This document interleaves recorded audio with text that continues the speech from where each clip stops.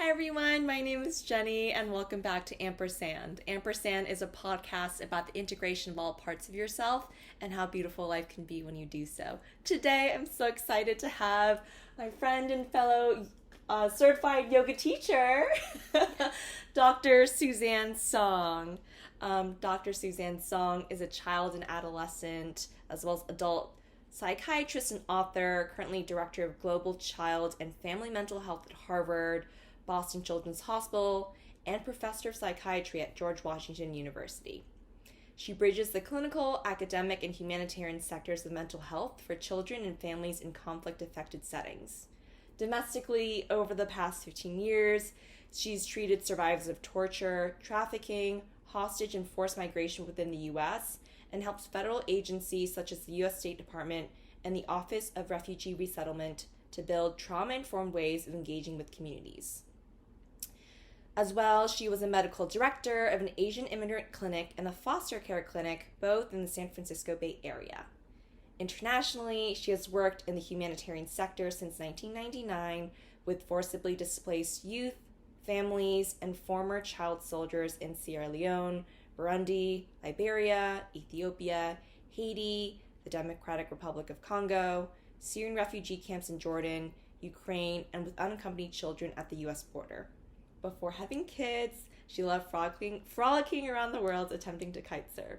Now she's focused on building communities and finding joy in daily life with those that she loves. She also has a narrative nonfiction book forthcoming with Penguin Random House on embracing instability. Wow, Suzan, that is the breadth of work that you do and just the amount of love and compassion it takes to hold space and to do this work. I truly wanted to, first of all, just express gratitude for this work that you do. Thank you. And it's amazing that we met in a yoga practice too, right? Because I think one of the takeaways for me from the yoga training is really about just, it was so much more spiritual than I thought it would be. So, yeah, I'm so happy we met. Yeah, and I still remember, for folks that are listening to this podcast, Suzan came on in the second week of a 2-week intensive training, and I was not the only one that was blown away by your midterm. And just given what you told us about, like, your life story, and from the bio that I just read, I can understand why you were just so able to just hold this space. And I don't remember if you remember the quote that you shared. I don't. Well, but I remember, I don't remember all of it, but I do remember it was about not limiting the size of your dreams. And that really, really resonated. So I guess I'd love to start from there. For you, what does it mean to really reach for the stars? What does it mean to not limit the size of kind of your dreams, whether in the scope of the history of your career thus far or where you expect it'll continue to go? Yeah, wow. So that quote was really for the class because I had gotten to know, it was yoga camp, all day for the whole week, and this is the end of the week. And I had just really in conversations with everybody, they were all saying similar things around, well, I want to teach, but I'm not sure how, and I could just tell they were holding back a little bit because, people feel it's, everyone's nervous in trying something new, and everyone's a student in this teacher class, this teacher training. So it got me thinking, I think that quote, and I remember it now, that quote was really in part for myself as well, right? And I think it means different things to different people. So for me, when I think about what we dream about, so, I'm a child psychiatrist. So I often talk to kids. I'll ask them, if you could have 3 wishes to have anything in the world, what would it be? And you see, when I ask kids here in America, in my private practice, they'll say things like, I want to be an astronaut, or I want to be, like my daughter wanted to be a koala rescuer. Right? I love that. And they have all these big ideas. Or they'll say something like, I wish my grandma who passed away would come back to life, right? Those kinds of things. But I asked that same question to kids like in Syrian refugee camps in Jordan or in Burundi. And it is amazing the differences. So in Burundi, when I ask the same exact question, and I can say it could be anything, even if it doesn't make sense, like bringing someone back to life, they all just kind of say the same thing. Everyone wants to be a school teacher, or the girls want to be a mother, and that's basically it. I don't hear a lot more. And I think it's cultural in many ways. One is just access, to opportunities, but just the limiting and just so that and then in the Syrian refugee camps, almost always the kids were saying, I want Assad to leave, or I want to go back to my country, I want to go back to Syria. And so these dreams that sometimes they're just not realistic, right? A child cannot end a war, even though that's, of course, what they need at the time. But how that plays out on all of our dreams as we grow up. And now we might be able to do something more, and we're scared to, or we're just not used to it. It feels strange. So for me personally, I think a lot of that has been, as an Asian American growing up in this country, and I wasn't kind of the model minority path. So I didn't have a tiger mom. My dad came here. He was tarring roofs. He was a dishwasher. My mom cleaned houses, and then they got a liquor store. So I didn't have a lot of the pressure, even though all the stuff that you just read, like these fancy schools and everything, one would believe, but I didn't have a lot. It wasn't the tiger mom. So when I got into medical school, I remember my family saying, "Oh, that's too bad. No one's going to marry you."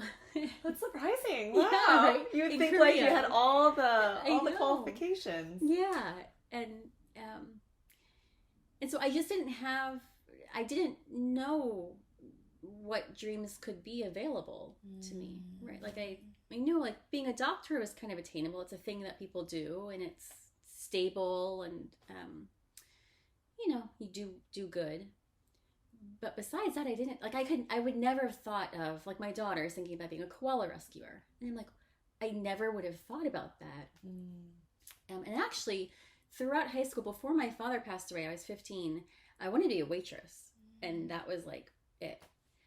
So I think part of thinking big is tapping into our own confidence, but also being inspired by people. I love meeting people who are doing cool things, right? The creative folks. It's just to be able to create things, to me, is the epitome of thinking big. It's just this expression of yourself at your fullest.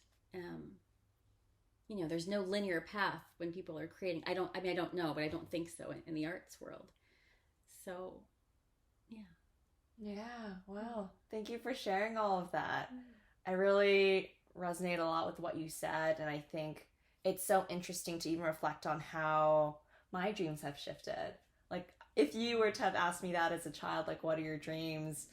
I remember, frankly, wanting to be a spy, just having been inspired by Spy Kids as a child, and thinking that would bring adventure, that would bring levity, that would allow me to shoot gumballs out of a little pretend gun. But then over time, as I matured, as I kind of got a better sense as to what was realistic, what does it actually entail, then I realized, that would mean, frankly, potentially a lot of isolation, a lot of keeping secrets, a lot of withholding information from others for my safety and their safety.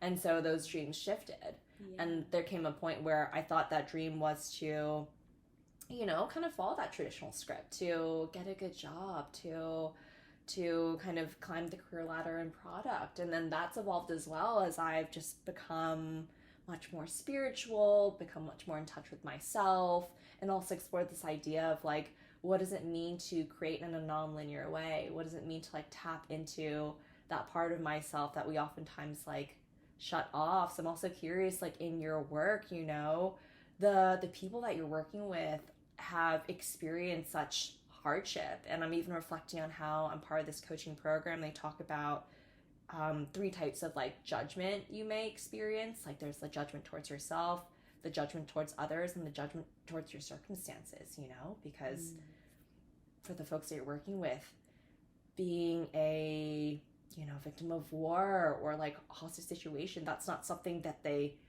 asked for, but it was brought into their life. So I'm curious, like, what does it mean to kind of navigate this in a way that is very like trauma informed, but also potentially bringing some like, if possible, right, like lightness and joy to the situation where there's so much heaviness and like pain. Yeah. I mean, it's interesting the way you describe the judgments, because those are kind of cognitive, like they're very narrative, like focus on our mind. And I found that, and I'm thinking of, I was in Haiti right after the earthquake, 1 month after the earthquake, back in 2010. And I'm thinking about some of the kids that I worked with there. And I think one thing that's really fascinating to me is, so let me back up. In America, we love to think about our thoughts. We like to so think about them and control them and manipulate them, and we could spend hours on end just like talking about our thoughts and thinking about them and trying to transform them, and that's fine, right? There's a whole cognitive behavioral therapy is based off of our thoughts or feelings or behaviors. But in so many parts of the world, there just isn't that focus and that externalization of like the mind and our thoughts. Like in America, I feel like we almost externalize, we take it outside of ourselves, we like put it under a microscope. Whereas in other cultures and contexts, there isn't so much of that I hear. And so if you ask people how they're doing, it tends to be I'm fine or I'm bad. And if you ask like, oh, why are you bad? It's always like relational. Well, I feel like I'm a bad mom because of this, or I'm not a good father because I'm not providing. But it's something tied to my identity of a relationship. Whereas in the U.S., I mean, people will tell you all the time, like, oh, I'm frustrated, I'm angry, and they'll give you examples of why, but it's a very different process. So all that's to say, when you're asking about how to find a little bit of joy and peace in the midst of something we have no control over, which is an external, like a war, armed conflict or something. So in the U.S., because we're so focused on our minds, then that becomes an avenue which we can target to like change can we have a different attitude or a different perspective or approach, and that can bring a little bit, like shift the needle a little bit as far as like, so we do a lot of like the mantras, or we examine to see if we have any cognitive distortions, or like is our thinking wrong, but in other contexts, I found that the moments of joy and happiness are, and I'm probably same here, but connection, like feeling a sense of belonging in a community, and then rituals. So anything, we do here now, so I have a girlfriend who does every Friday, like having people over, and we talk about like a recent, like book clubs is another one, right? We just have these rituals that we engage in. I'm part of 4 book clubs. I don't even read the books. How? It's like once a month. I'm like, I can't read all these books in one month. I got other things. So, but it's just the ritual of going and being with friends. So I think those are ways that I've seen people find, their moments. And even when we do something like yoga, right? That's a practice. It becomes a ritual that people do meditation and mindfulness a lot here in the U.S. So I think it tends to be very culturally bound sometimes. I remember when I was practicing as a psychiatrist in California for almost 10 years, and that's where I started yoga, and people would always talk about, when I'd ask them, how do you get through this hard time? They'd say, oh, I have a mindfulness practice, or I go to a meditation center or something. So when I came to DC now almost 10 years ago, 8 years ago, and I asked people the same thing, and I said, well, what about yoga or meditation? And you could see their anxiety just increasing. Like they were so, I was like, And they're like, what do you mean sit in silence? Like, no, that's not, it doesn't feel, like I could see them. It was palpable, like how uncomfortable that made them, which is totally fine because it's not for everybody. So just that I think people find their own individual ways of coping. Yeah.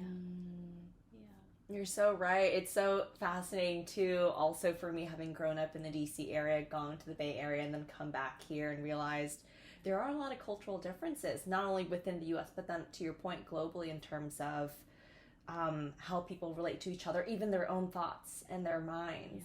Yeah. And so fascinating to think about that, especially in the context of work, right? And being able to show up as a professional and be able to hold space for so many different types of people. So I'm curious too, like, I'm trying to find the right words, but how have the ways that you held space and maybe like the tools that you've used evolved and shifted from like environment as well, like from place to place? Yeah, I think universally being present with someone, I think that's the biggest gift we can give everyone. And it's hard nowadays with the cell phones and the social media and all this, all these distractions, which can also connect us too. But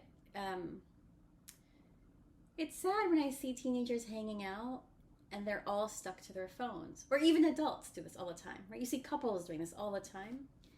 And that,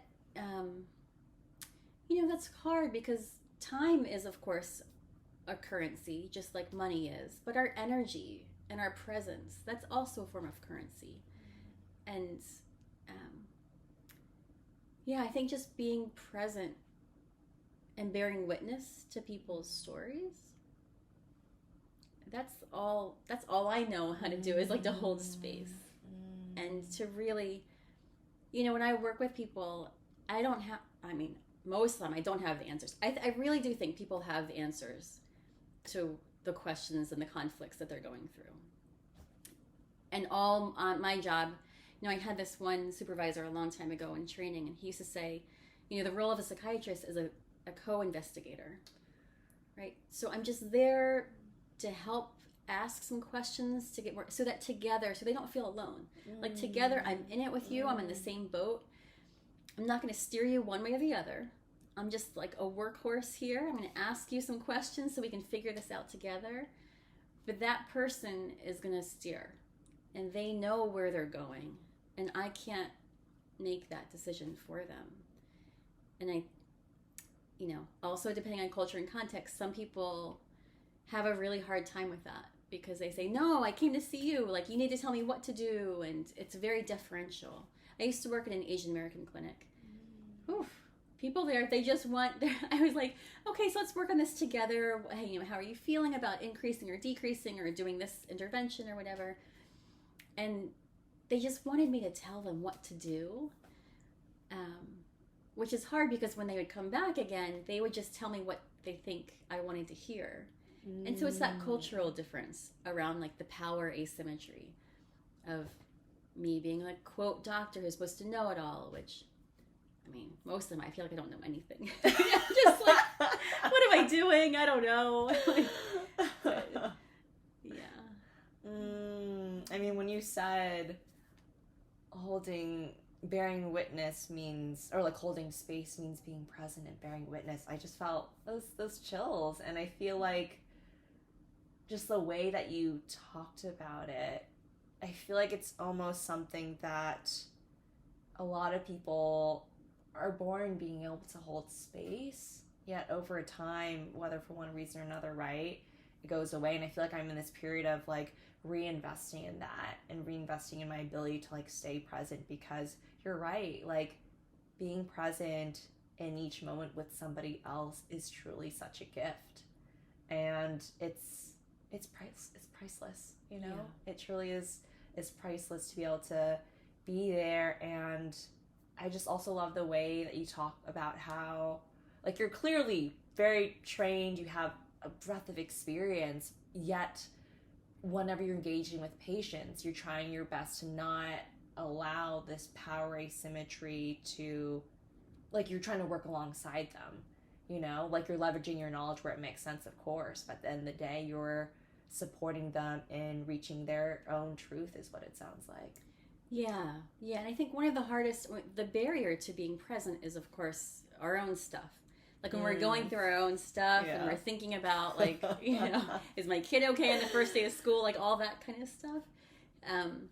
So I actually, before every client that I see, every patient that I see, I take like a 2 to 5 minute just reset, because it's almost like I want to make sure I've got like a clear plate before I start with someone, because it does do a disservice, to the person if they're spending their time like sharing their most vulnerable parts of themselves. And sometimes it takes people a while to get started. So I think a lot about when I'm with people and they've said, oh, I've been wanting to talk to you, and they'll go through this happened, this and this and this and this. So they had this like grocery list of things that they want to talk about. And so I'll let them just go on and like get it out. But the real work is what happens when people don't have that grocery list. It's the stuff, okay, you've got all of that cleared out. Now you know what you wanted to talk about or tell me about. But like, what's really going on? Like, what else? It's the what else that I think that's what I stay interested and present in, because that can be, it's just more efficient actually at getting, I like efficiency, which doesn't mean I go fast. It means I want to know what is the core issue that we're working on. And once I know that, it can take years, fine. It can take a few months, whatever. But at least we know what it is that's going on. That is quite an investigation and quite like a clearing. It's so fascinating thinking about, like, what I immediately think of is the things we're conscious of. It is that grocery list. Like, I need to get eggs and flour and butter to make my cake. But, then there's likely other issues kind of percolating just beneath the surface. Yeah. And it's so, wow, to be able to like hold space and be able to dive deep into the unknown. Like, what are some of the ways in which you kind of navigate that? Yeah, I mean, because anyone can, let's say with metaphor, anyone can make their own list of cake ingredients, right? And even put it together. But the questions around, like, why are you making that cake? Why did you choose that cake instead of something else? Like, how important is this cake to you? Like, that kind of thing, I think people don't want to sit with, right? It's uncomfortable to sit with the issues going on underneath. So if someone is, what's common is they're wondering about what to do in a relationship, right? That's most common, whether that be a romantic one, a one with family and parents or kids, or a work relationship. It tends to be relational. And so they can come saying, well, they said this and I said that, or I believe this and they're so wrong. It tends to be what it is, right? They're wrong, so validate me. Tell me I'm right. Yeah. But that, you could talk to a wall and the outcome would be the same. So, but I want people to pause. And I come and force the pause, by asking, okay, and then it depends on what the issue is, but to really get at the underneath of it. And that's where the discomfort comes from, right? And discomfort then leading to growth. And just better understanding of why we're doing the things we're doing. You're reminding me of the 3-second pause that Suzan asked us to test out during yoga teacher training. And remind me what that was, because I forgot. Yes. It might have been mentioned in the first week, but she asked us throughout the day to just take 3 seconds, to just pause, and to notice what's coming up. And for you, sometimes you have to force it, like as a professional, like sometimes you have to see if you can allow them to enter the discomfort, which is an area in which we like naturally gravitate. We, try to be like, yes. Not for me.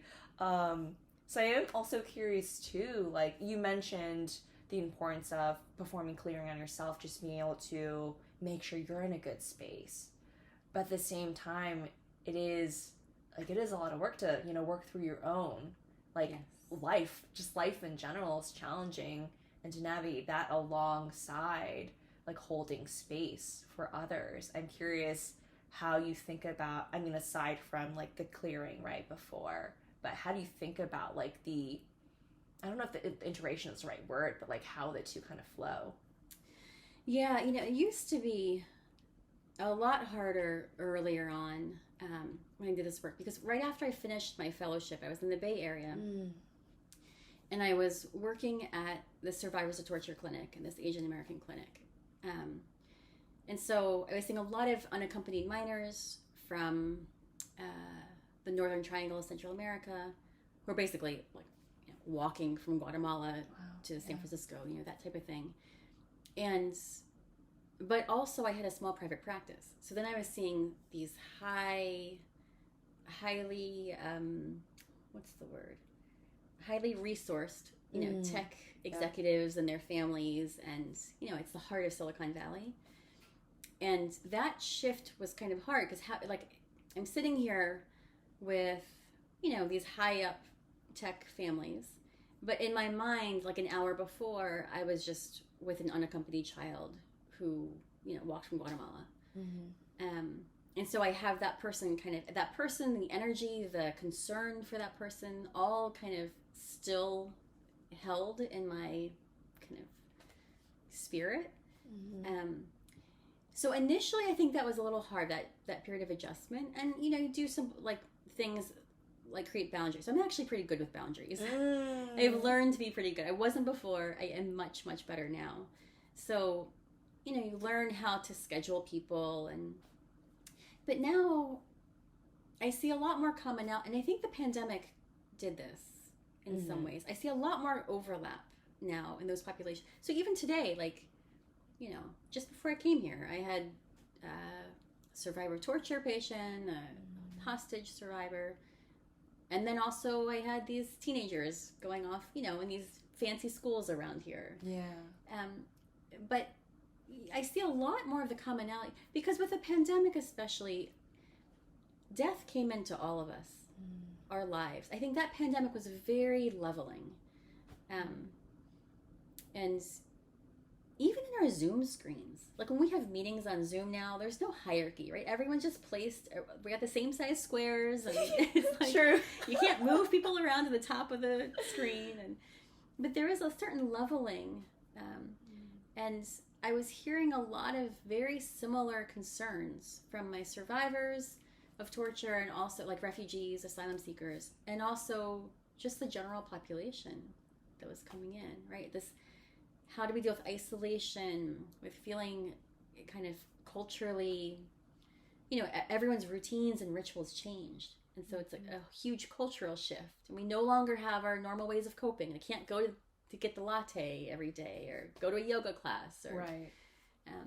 So it was actually, I remember, and that's actually why I started writing the book. Because it was like, I've learned so many things from these survivors that are so...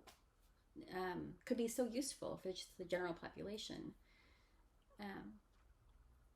So the transition between, holding all of the bearing witness to difficult stories, I think it's easier when I can use some of that and kind of give some of what I've learned from, the patient that I just had an hour before, kind of to the next. So it's kind of like it's a seamless, we're all in it together. I do think it's not just me, just like, this might be a very Asian thing, but I never think of like my body is not my own. Like, my body is made up of my great grandparents, right? They have gone through things that I don't know, and it's passed through me from generations down. Some of it's genetically, epigenetics, it's just, culturally. So in many regards, like, my life is not just my life. I'm living out something of my parents, my grandparents, and my grandfather was a Japanese prisoner of war. And I often think about, like, maybe that's why I didn't even know that until I was much older. I already started doing this work, but maybe there's something there as to why I work with war-affected youth and families, right? And so there's something that is passed through us all. And so when I am working with people, it's not just me. It's all, vertically, horizontally, on all regards, all planes of my being are all coming towards up, to try to give what I can. And sometimes it doesn't work, right? I mean, sometimes it's just not a good fit. But that's okay. I love that visual of all the planes of being, and just, you're so right, like, we are not just us. We are, we're like sons and daughters. We are grandsons and granddaughters. We are the sum of everyone that's come before us. And to be able to think about who we are, not as just an individual, but as part of this like large web, right?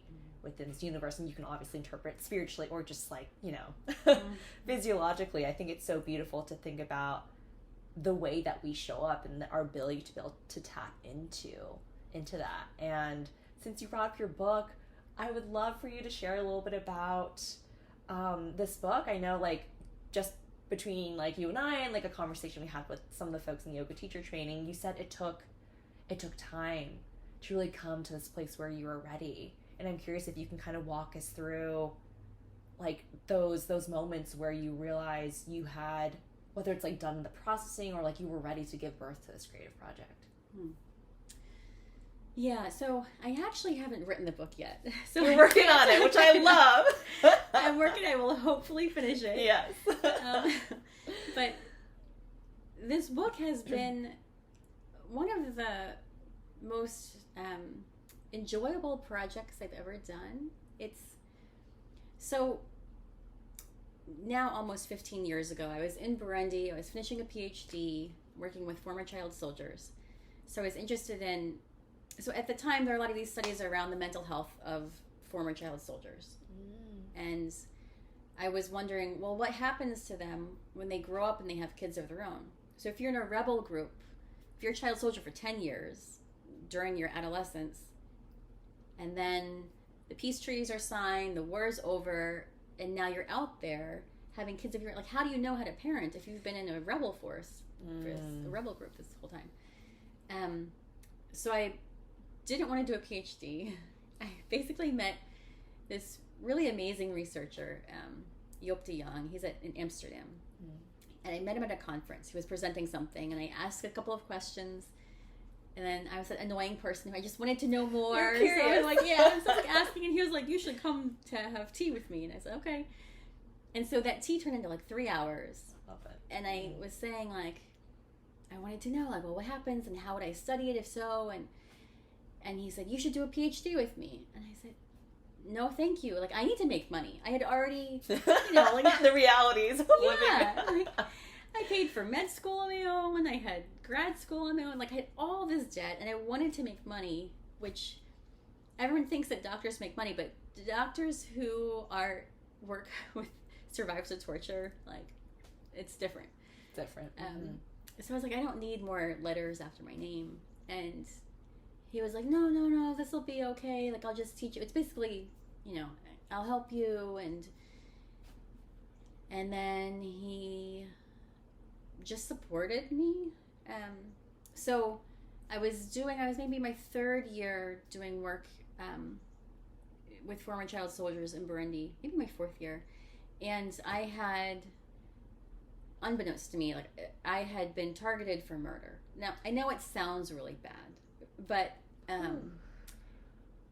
I had grown so accustomed to Burundian life, and I'd spoken to so many, both child soldiers in Burundi, former child soldiers, but also I wanted to make sure that I wasn't singling them out. So I wanted to talk to age-matched and village-matched civilians who had not fought in the war, but they were war affected. Because there can be, a lot of times there's a lot of, bad feelings towards, like, oh, why did all these former child soldiers get the attention? And here we are also affected by the war. We didn't get any attention. So that kind of thing. So anyway, so I was kind of accustomed to this. And I have a very close friend who's Burundian, and his he had, unfortunately, had some traumatic things happen with the former child soldiers, and one had shot and killed his driver of their nonprofit. Anyway, so when I heard this, I just thought, oh, well, I guess it's my turn.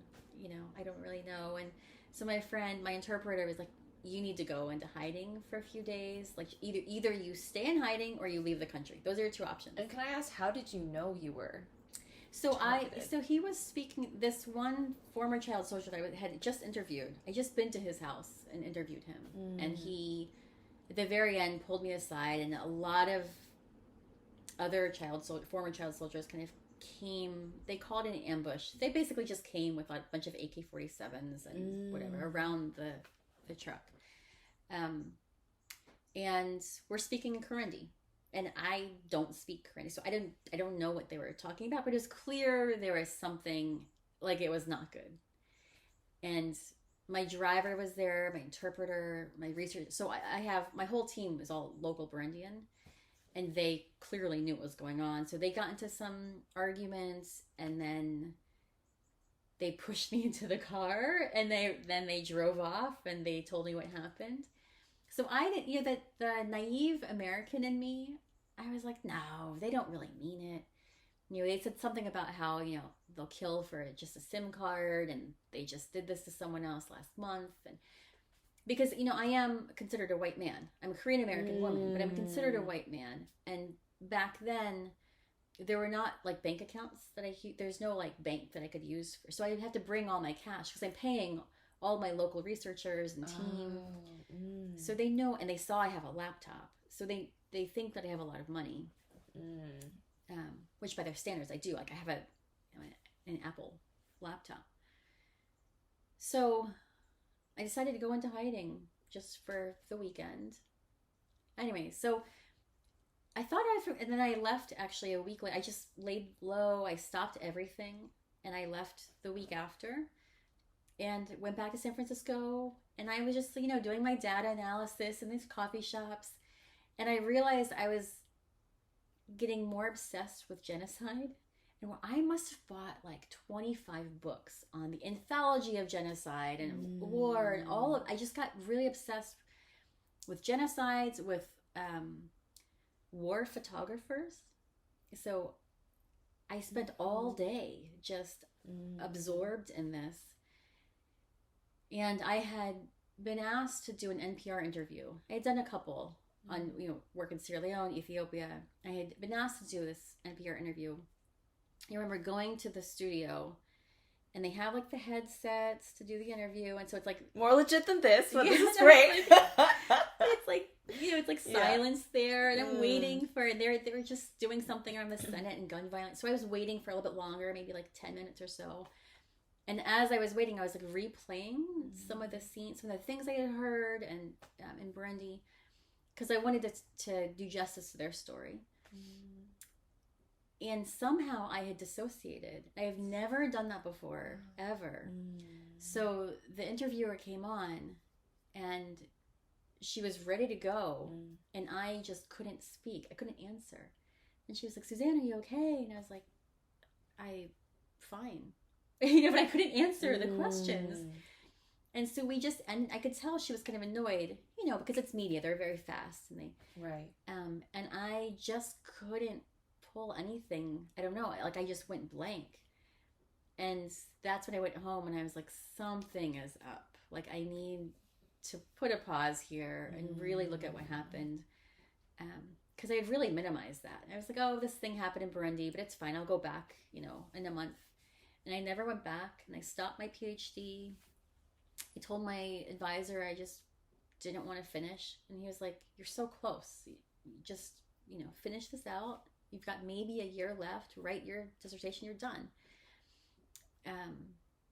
But I had no interest. I was like, well, I feel like I'm already done. I learned what I wanted to do. I didn't really need this anyway. It was just for fun, the PhD. But that really, I think it took a couple of years after that. And then I thought, well, I am shutting down this whole part of me. All this global mental health work that I've been doing. I'd worked a bunch of places before. I said, it's no longer feeling like I want to. I'm just not feeling as drawn to it. So why don't I write a book just to kind of close out that chapter in my life, just for me? But I couldn't. It's like, it's too, like, I'm not a writer. So for me, it was like journaling. It was just too close to it. And I couldn't, every time I tried to, I would bounce off and go do something else. What do you mean you were too close to it? I think I wasn't emotionally ready to look at everything, to really see how scary it was, or to question, like, why I'm a single Asian American woman. Why am I in Burundi with former child soldiers? Yeah. Period. Yeah. And I also wonder, I guess aside from like your perceived wealth as like essentially a white man there, why would they target you? Yeah.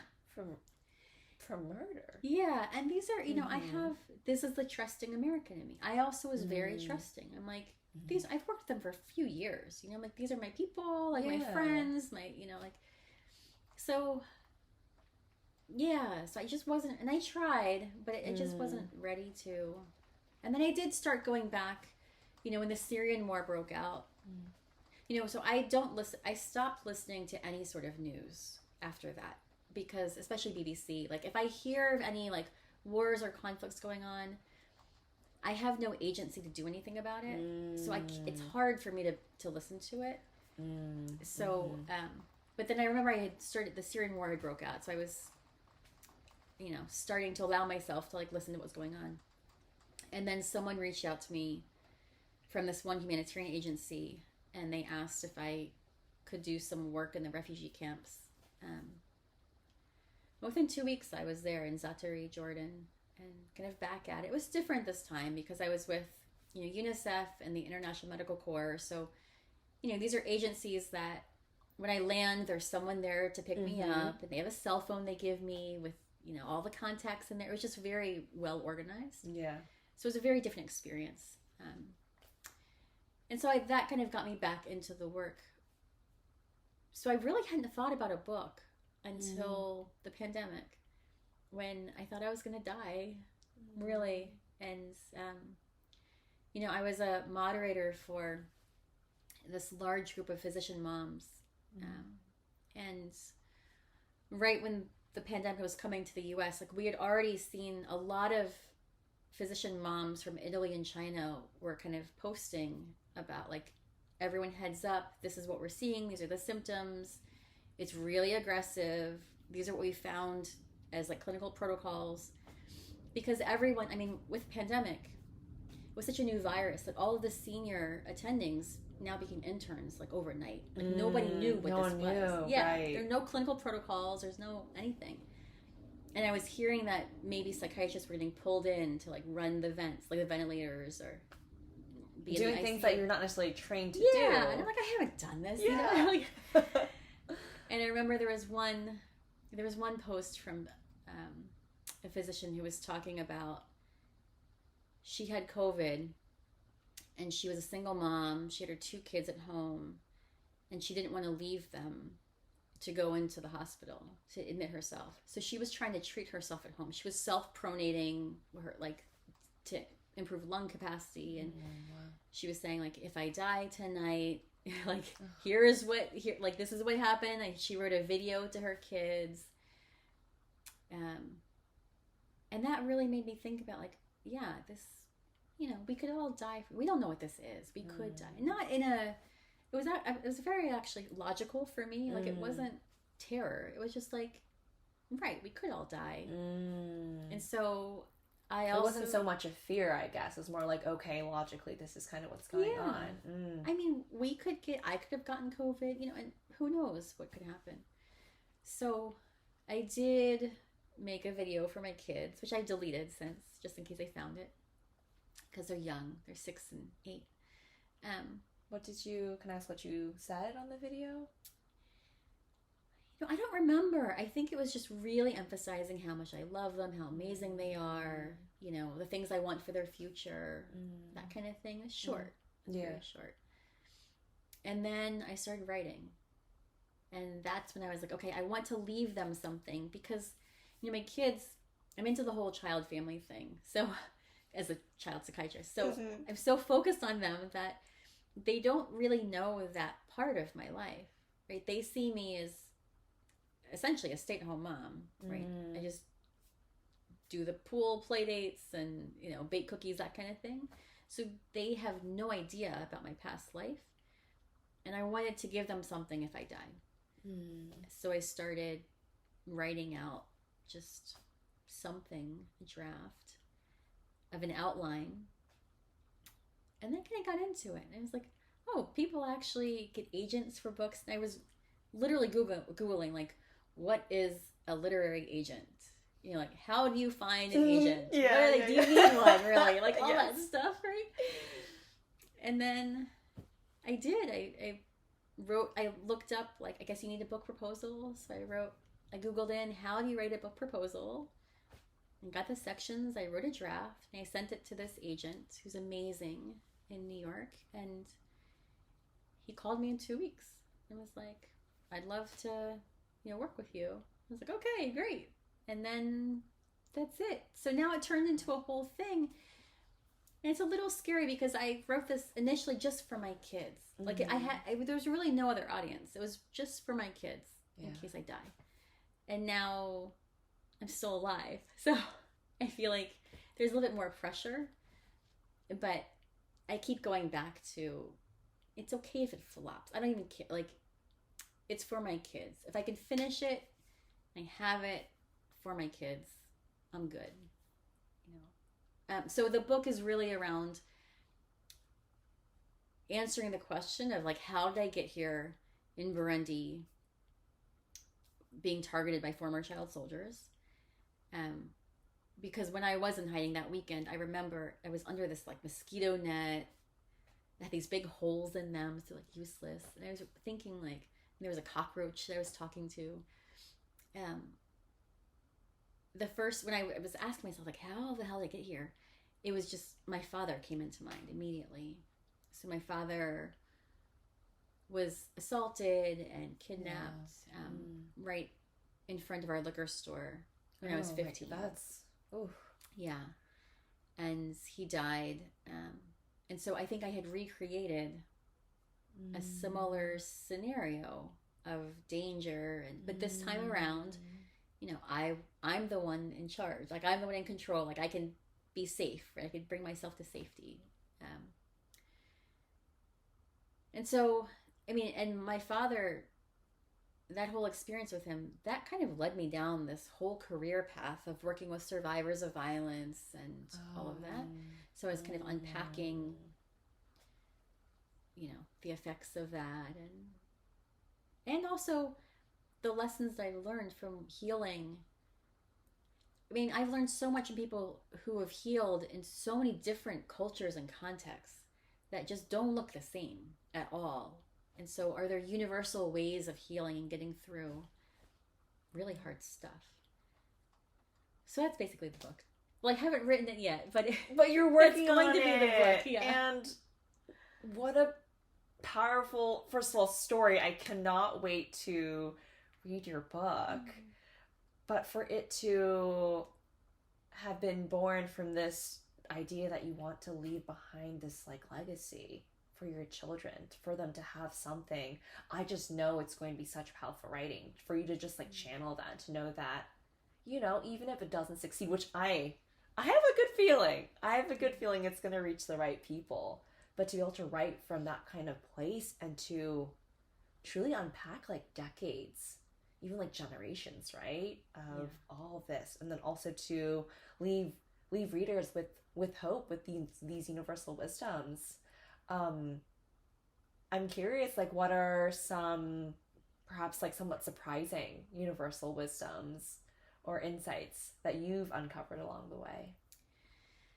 Yeah, some of it is kind of what we talked about with this huge focus on the mind and the controlling of the mind. And it is necessary to do so, I think. but kind of in a different way, in a not so controlled way, where, and it's actually similar to what we're talking about, the grocery list of things. So getting to the underlying. So for me, what I had done when I created this, another like murder scene for myself, is repetition compulsion. So it's this process by which we recreate scenes from the past that give us the same emotional feeling as something really hard. And so this time around we think, oh, so it's the reason why, I hear this a lot actually. So women who have a father who has alcoholism, they grow up and they say, I'm never going to be with someone who's an alcoholic. And then sure enough, they end up with someone who's a workaholic or sex addiction or something else, right? There's, and it's a very similar pattern. And some of it's just because that's like the norm, right? We're used to. It's familiar. It's not good for us. It's familiar. But helping people see that pattern, I think that's one example. And it's one that affects so many of us. And it's even when you can tie it to things like work too. I just had worked with someone else who she was very high up in a government position in DC, and she's always second. She's always like second up. And this is like the third time she's been like the second up. And so I was asking her like what that's about, and she was talking about, she's like, I've always been like that in my life. When I was a kid, my brother was always had like drug addiction, so my parents were always focused on him. I was always the second up. So she's kind of like recreated a similar pattern. Yeah. And then the question is, well, that's insight, which is great, but now how do we use that to change behavior? Right. Which is always, I wish we could just have the insight and like something happens, we're like, done.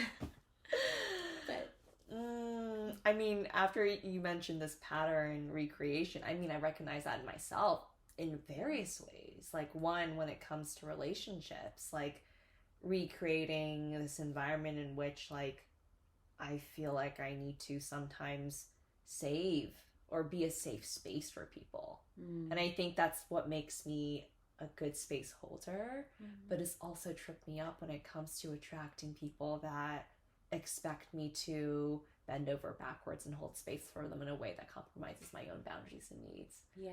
So it's been fascinating to receive that insight and to, start taking action to, like, frankly, move slower when it comes to the dating process. Seeing if there's a way to establish a friendship first before getting more, I don't know if the right word's entangled, but even just like unpacking something that I'd been chatting with another student for your teacher training program around this idea of demisexuality and developing that emotional intimacy and connection before and like a necessary foundation before like the physical intimacy part. Yeah. Let me ask you, are you comfortable when other people are the safe space for you, when they can give that to you? Yeah, you are. Oh, yeah, I'm comfortable with it, and I think it's something I very much look for, but frankly something that I'm recognizing is something I really need to unpack. Actually, something big that came up around, I guess, the beginning of August is just realizing, and now I'm really understanding from our conversation too, like why it sometimes takes takes years sometimes to come to terms with them, be willing to not only like recognize it for yourself, but then to share it with the world. That takes so much courage. And it takes so much like really digging deep and unpacking and shadow work. But at a high level, one of the things that I'm unpacking is how I got conned by someone that I trusted. Oh, yeah. That's so hard too, because we put so much, there's so much we put into potential, like the potential of people, and we give grace to them, and we want to make sure that, we're seeing the best parts of themselves. Yeah. But what do we do when that comes into conflict, when it's hurtful? Yeah. Yeah. It's hard. It is tough. And I know one of the things I'm doing is just like holding compassion for myself and recognizing that part of moving forward is practicing forgiveness and recognizing that those were the circumstances I was under. I was doing the best that I could at that time, and now I can move forward and do the best that I can. Yes. I think that's the thing with, a lot of people have struggle with making decisions, especially big decisions, like whether to leave a relationship or work or whatnot, how to create boundaries, all that. And I think the more that you can say what you just did, right? Like, you're never going to know the right or wrong decision.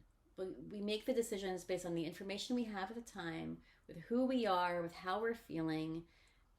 And as long as we can do that, be thoughtful about that, and honest and true to ourselves, that's the right decision, regardless of the outcome. And I wish life was more linear. Like, you do this and this and this, and then you're good. I think that's a story we're kind of sold, right? To have a stable life, you get this kind of job, and you marry and have 2.5 kids and a dog and a this and it's, who has that? I mean, I get kind of bored with people who haven't experienced hardship. Like, what does that mean? Do you have a full life if you're just kind of constantly doing what's told? And then it tends to be, midlife, and they're like, what am I doing with my life? Or me, Saturn return 28, reevaluating things. But I think about that too, and I think about how grateful I am that I'm now at this point in my life where I'm connecting with people of all different ages, abilities, backgrounds, and realizing that, oh wow, this image that I had of like the perfect life is just a story I'd been telling myself. Yes. And that life looks so different to people, different stages, ages, places, abilities, and that everyone's definition of that full life is different. So I am curious right now in this version of you, what does a full life mean? Oh, this one's so hard. Right? I recognize I feel like I'm constantly a work in progress. Yeah. Like, it's constantly like evolving and shifting. I mean, so I recently was divorced, and I have 2 young kids who are my world. And they're a large source of my joy. And so it's been hard to not have full access to them all the time. And, they need a good father. I want them to love their father. So it's good they spend time with him, of course, for their sake. But, for me, a full life would be with the people that I love. And they're my little ones that I love, the most. I mean, there's something primal about not being able to be with them every day. And they're still majority with me, but still. So I think that's really been my challenge since the divorce, is how do I find a full life? And I have everything else. I know a lot of people will have mentioned to me, like, oh, well, you can get your work done, on the day that you don't have the kids. And I don't want to fill my life with work. I've always loved my work, though. It's not how I want to fill my life. And so for me, a full life is one in which I feel really connected to people. It's one where I have meaning, but it's one where I feel connected to people in a meaningful way, I guess. So I've lately been, I don't know why, I've just been drawn to like older retired women. So there are a bunch in my neighborhood. I love it. And I don't know how I find them. I'm just like walking and I start talking to them, and there are a lot of these widowed or retired women, single women in my neighborhood. And there's just something about the energy. I mean, they're so loving and non-judgmental because they've been through life. So it's like, that's just nothing. You'll get through this. I'll see it. I've been there. Or there's something very reassuring to seeing, okay, this isn't the end of anything. Yeah. And there are lots of beginnings, as well. So my work in progress is to be more connected to myself, but also just to different types of people, which is probably why I joined this yoga thing. I have no intention of teaching yoga. It was like, why not meet some new people? Yeah. That resonates with me deeply. Just meaningful connection. Like, truly meaningful connection. And I just love that you've been gravitating towards these older women who, you're so right. I think there's something so comforting about meeting people and feeling so immediately accepted, and also knowing that they know you're going to get through it because they've been through it, Yeah.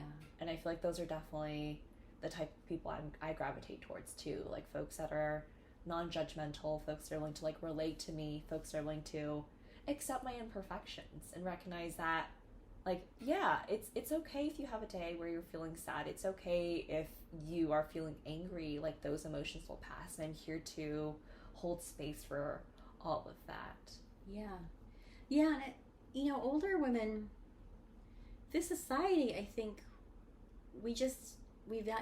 probably so many other cultures, like, we just value youthfulness and like the beauty of youthfulness, and so I feel like older women kind of get discarded in a way, or they're pushed to the side and kind of ignored, but it's such a resource. Like, that community of women, like older generation, like, such a resource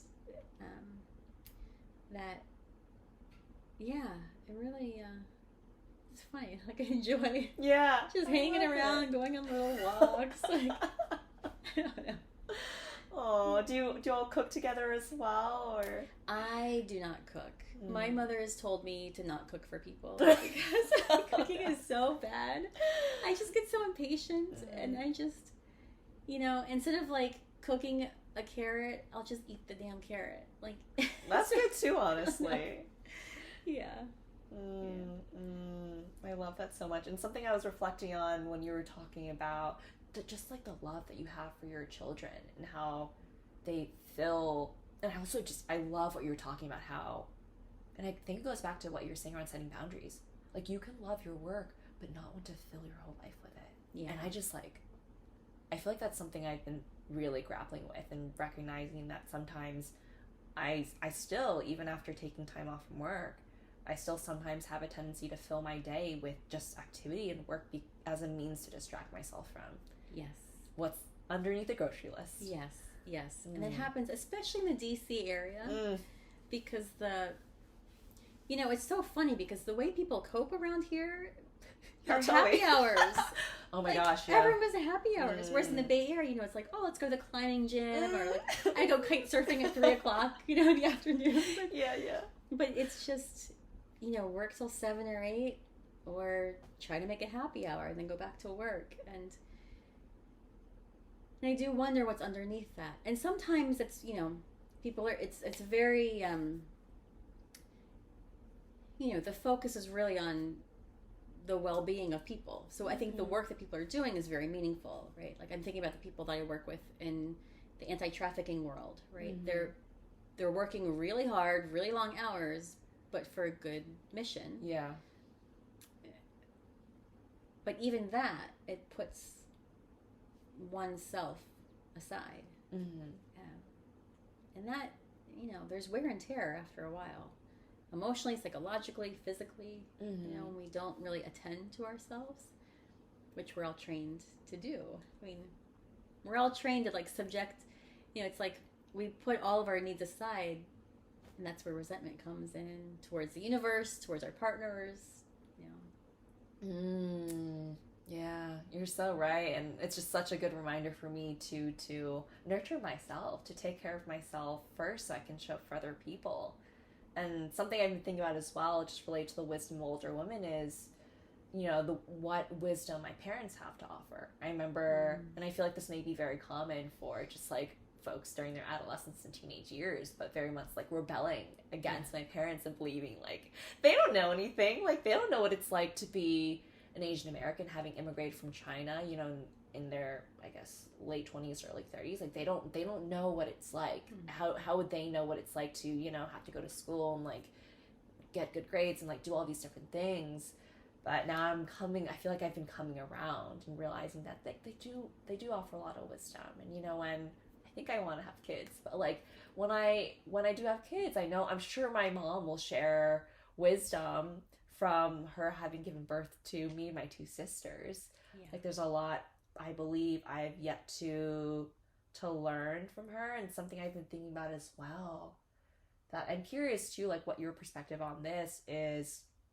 I think what I sense from her is that me and my sisters are her greatest pride, her greatest joy, like her legacy. But I think sometimes it feels like it's pressure. Yeah. You know, it feels like it's truly, I think about her life and how, you know, she's so proud of us because we've gone so much further than she has. Like she didn't go to, I think she only attended elementary schools, working in the fields, come to the US, only worked in manual labor jobs. So for us to, you know, have worked in like tech, finance, you know, be like right now I'm still figuring things out. I'm a black sheep. But anyways, like, you know, knowing that we've made it so far because of the hard work that my parents have put in. Sometimes I worry that like I'll disappoint her because of how much she sees us as her everything. And I wonder how you've been reflecting on that.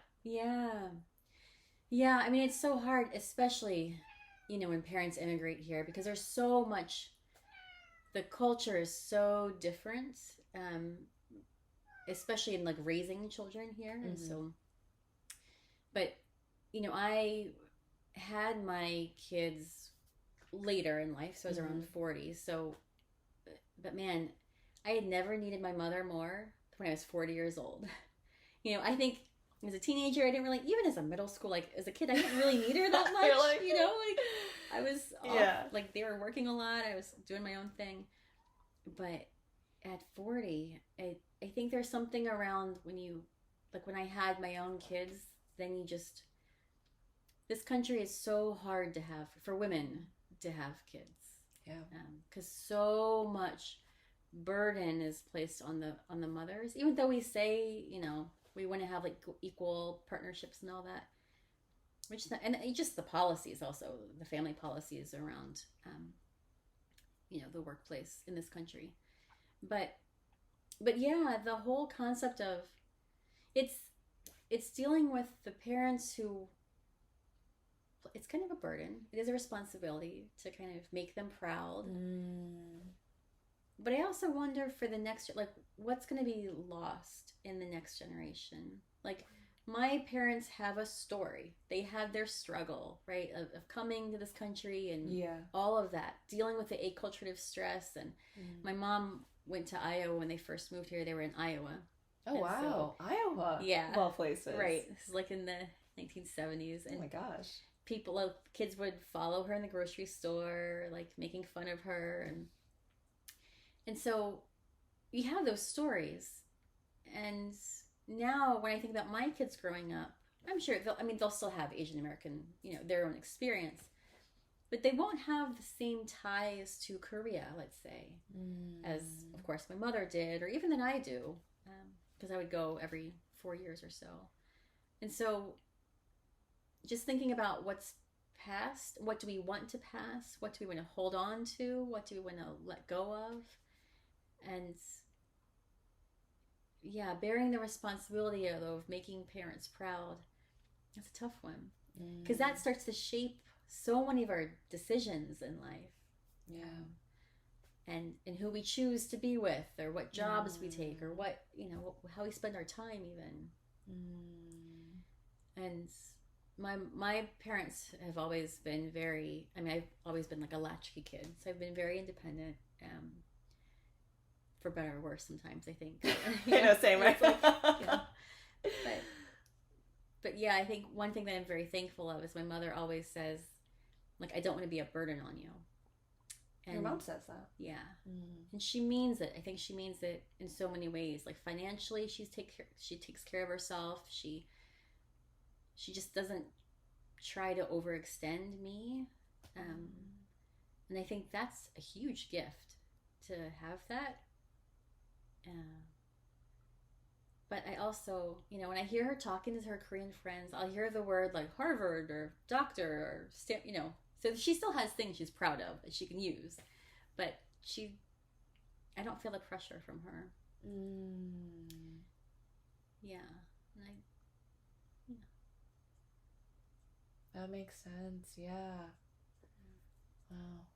I think something that comes up from what you shared is thinking about how I'm trying to reframe this like pressure as maybe like as something else, maybe something lighter. Because I think I am so proud of like how far I've come. Like, yes, I'm now kind of charting my own path, and in some ways I feel like my parents are a little disappointed maybe in terms of the decisions I've made, especially since I was the one to like veer off the path and like take a break from work. And I even remember my mom telling me at one point when I had first taken my sabbatical that I couldn't tell any of my relatives that I didn't have a job because she was ashamed. And I think right now, since I'm trying to find my own way and understand what does it mean to just like be myself and like earn a living by being myself in some way, shape, or form,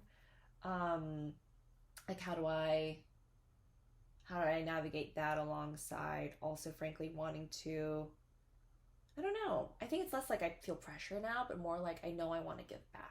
Yeah. Like my parents have given so much. Yeah. And my mom has told me too, my sisters, that she wants to be independent.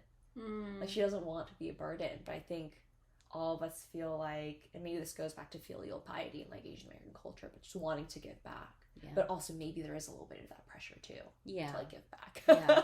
And part of that too is, I mean, now I'm thinking about our conversation where, you know, we are part of our parents, right? They're part of us. Like it all.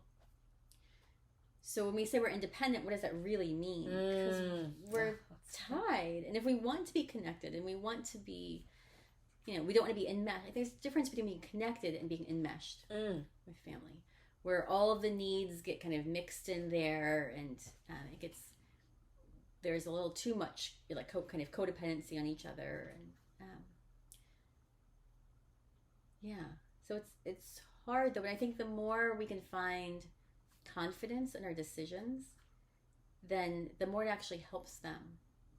Because what they're saying when they're worried about you, or if they're saying like you made a bad decision, it's out of their worry. They're worried that you're going to be okay, that you'll be taken care of in the future if they die, right? That tends to be that is very true.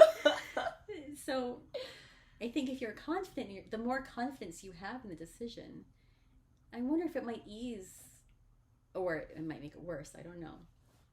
But in some ways it's like, well, I can't move the needle on this one for her. Like this is her path. She's sure of it. I'm going to trust that she's going to be okay. But it's when we're like, I'm not really sure if this was the right thing, or I don't know if I should do that. Then parents just come in. They just like, they're all over that. It doesn't matter what age. Yeah, there's definitely a grain of truth in that for sure. I think something I'm coming to terms with as well is that it's not worth my energy to try to convince them that I'm right. Yeah. That my path is like the better one. And so I've really learned to like let go of that. And it's been interesting navigating that, like frankly living it under her roof again. Like as it'll be 2 years this October of me living under a roof and navigating those dynamics of not only feeling like I disappointed her in some way by taking time off, but then also feeling as though, you know, with my 2 sisters out of the house with me back under her roof, like, you know, it felt like replaying, you know, these patterns around like parental child dynamics. So it's been fascinating trying to break free of those patterns, get that insight, and start shifting my behavior, not knowing whether or not she would also shift her behavior, but knowing that I still want to. Yes. That's so hard to do because everyone, again, it doesn't matter what age they are. Like when we're with our parents, we regress to being a teenager. Like, is there any way that's just like really good? Good tell. Everyone does that, you know. Yeah. And that's why our parents could just get under our skin like no one else can, right? It's all this teenage stuff coming back again. So it's hard. Yeah. But you're doing it. I am. And I'm curious too along those lines, like, how do you set boundaries? How do you think about setting boundaries with not only your kids, but like your parents, you know? So for me, boundaries, the most important part that I have found is to own them unapologetically, to own my needs unapologetically. Because in order to have a boundary, to know what the boundary is going to be, I have to know what my need is, because that's why I'm setting the boundary. So if I'm at, like, for work, if I am going on vacation and I don't want to get work emails, or I don't want to look at work emails, I'm going to tell people, like, I'm going off on vacation, you know, I'm not going to respond to emails. If I am feeling guilty about going away on vacation, then the way that I set that boundary, it's going to be very porous. People feel it. You know, like, oh, she doesn't really mean it, or like, let me just send this. But if I own and I'm unapologetic, like, I need this vacation, I deserve it, there's no need for me, like, anything can wait, then it's a clearer boundary to myself, because I've owned my need. And I say, this is my boundary. I'm gone these dates. I will not be responding to email. And then people don't try because they're clear about it. They feel that I am respecting my need. So the times, though, when I don't respect my need, you're like, oh, maybe I'll be okay, or maybe whatever it is, or I feel really guilty about it. You know, with the kids, especially when they're younger, you feel kind of guilty about getting a babysitter for the very first time. And so, like, oh, maybe I should, and that guilt prevents us from actually taking action. So I've had to sit and think about, okay, what is my need, and how much do I respect this for myself? And if I'm not respecting my need for a break, to relax, whatever it may be, for safety, whatever it is, then I need to look at that. Because if it's my need, it should be respected by me. You know, and so often we don't. So yeah, I think that's the way that I would look at the boundaries. And whenever I see people getting really resentful, it tends to be because we're not respecting our needs.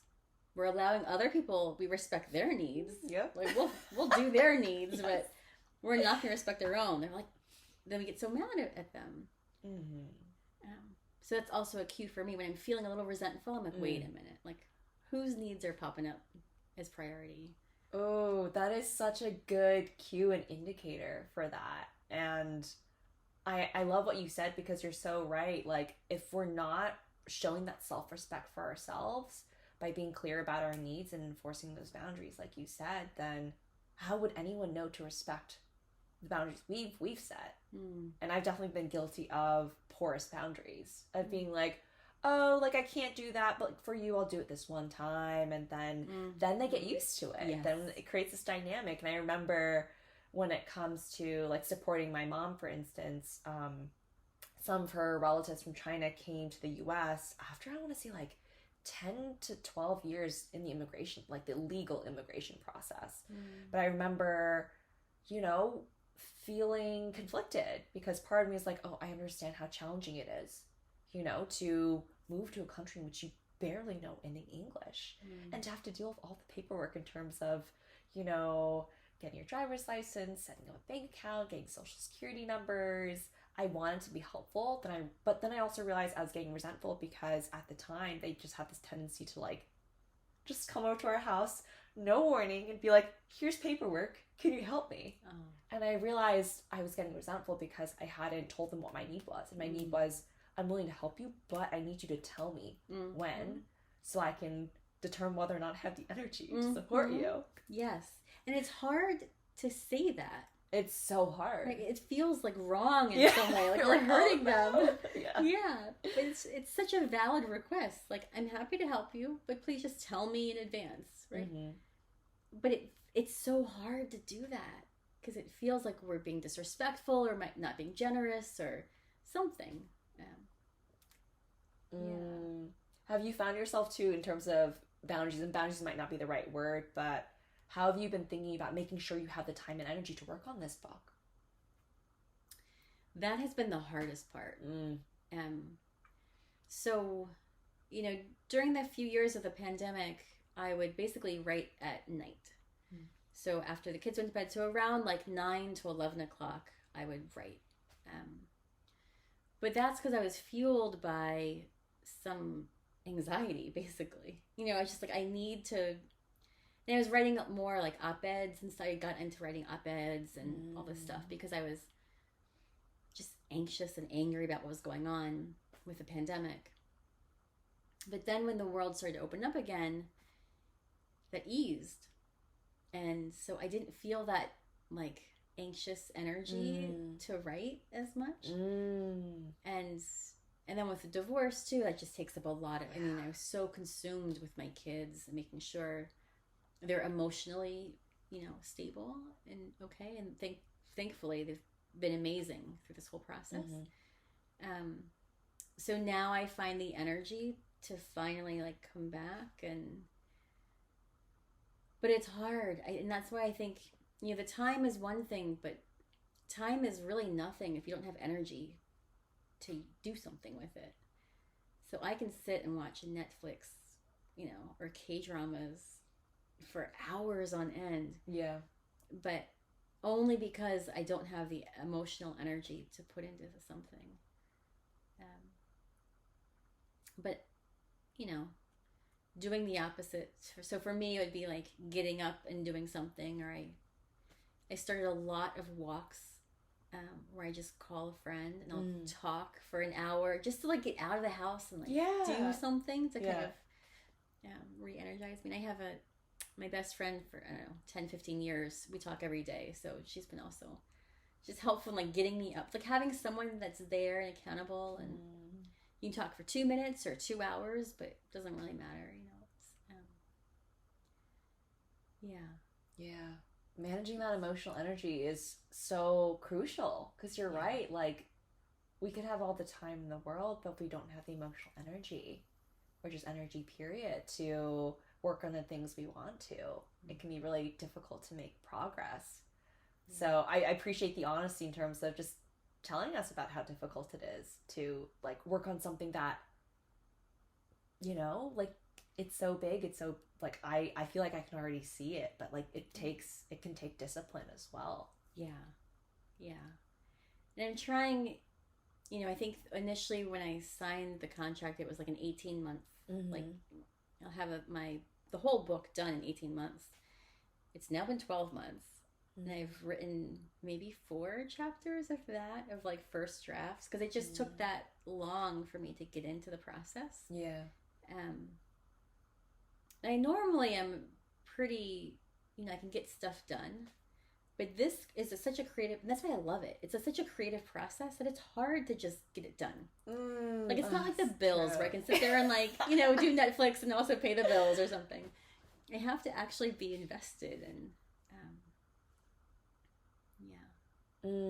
That's so true. I think about that too when it comes to sometimes the way that I procrastinate. I'll just get like the really easy things done, the things I could just knock off the checklist, and then I'm left with this like big, meaty, creative project that requires so much more energy, because it's not just, I think about it in terms of like strategy versus execution. It's not just pure execution. It's like thinking about, how do I want to tell this story? And I even think about that for my poetry as well. Like, I've noticed that it's something that I can't force. Like, I'll have days where I just like don't want to write, and I've come to peace with that, and come to peace with the fact that I'm a writer who doesn't write every day, and that's okay. So what inspires you, especially with the poetry? Like, how? Yeah, for my poetry and prose, and I'm working on self-publishing mine later this year, it's really just like these big emotions. And I was reflecting on earlier with a friend, it tends to be these like heavier emotions, like anger, sadness, frustration, that I feel like I just need to process. And so when I initially started writing, for similar to you, right, I was really just writing for myself, and I didn't care if anybody saw it. But then there came a point where I actually realized, oh, maybe if this resonates with me, it would resonate with other people. So I started sharing it on like Instagram, and just people, there were definitely people that like responded and like what I was writing. But yeah, it tends to be like big emotions, typically on the darker side, but also levity, just moments of like pure joy, pure love. Like, I remember one piece very well, which is just around like physical chemistry, like attraction, like realizing in some ways how much I love that, partially because I didn't get that as a child, partially because like the way we showed love, at least my parents, through food, like, are you hungry? As opposed to like hugs that we're now more comfortable with. I remember even when my sisters, we all started hugging, I was like, oh, this is like, this is weird, like, what are we doing? Yeah. So how many sisters do you have? I have 2 sisters. Okay. Yeah. Yeah. So, and how many do you have? Just one brother. One brother. Yeah. But I've always wanted to have like a large family, be part of a large family, you know, just, I mean, I don't know. I think for so many of us, like my grandparents, so my mother has had 5 siblings. My father had 5 siblings, but they're all in Korea. Plus both sets of grandparents were in Korea. So growing up, it was just me and my brother. Oh. And I kind of, I don't know, I like envy those who have like big families around. I'm sure it's romanticized too. Yeah. I mean, it's like, I feel similar to you. I remember because my parents divorced when I was young, in some ways, I think that immediately somewhat like ostracized us when it came to connecting with the other relatives on my dad's side. Because my dad and his relatives all came to the U.S. Montgomery County, actually. Oh. Some of them have since moved, but there's like this big community, especially on my dad's side of the family. But after the divorce, it felt like yes, we'd see them at family engagements, like my grandma's birthday, but we were always like the outsiders. Oh. And so I resonate with what you're saying, but I think there is a little bit of it that is romanticized, because what I'm realizing from just having conversations with like friends and like even like reconnecting with other family members, you know, just things are not always what they seem. Yes. And you're so right. Like, I even think about what you were saying earlier on, like conflict, it tends to be relational. Yeah. So how do we relate to others? Yeah. Like myself, my family, friends. Yeah. Yeah. And was interested by, I know a couple of people who came from very large families, like 12, 10 kids, and they decided no kids. Because it's just too much for them. It's all, yeah. It's so interesting now to think about all the ways that people are choosing to like create their own reality. Like whether it's, you know, claiming specific titles or not claiming specific titles when it comes to sexuality, or even just like family planning, finances, etc. It's so interesting to be part of this kind of new wave of people really reimagining their identity in their worlds. Yeah. And I think with the pandemic too, because of the isolation and everything that it caused, like the whole pause on the world, I feel like people they having more existential conversations, right? Of like, who am I? What do I want to be doing really? Like, who do I want to spend time with? How do I want to spend my time? More of these like existential things.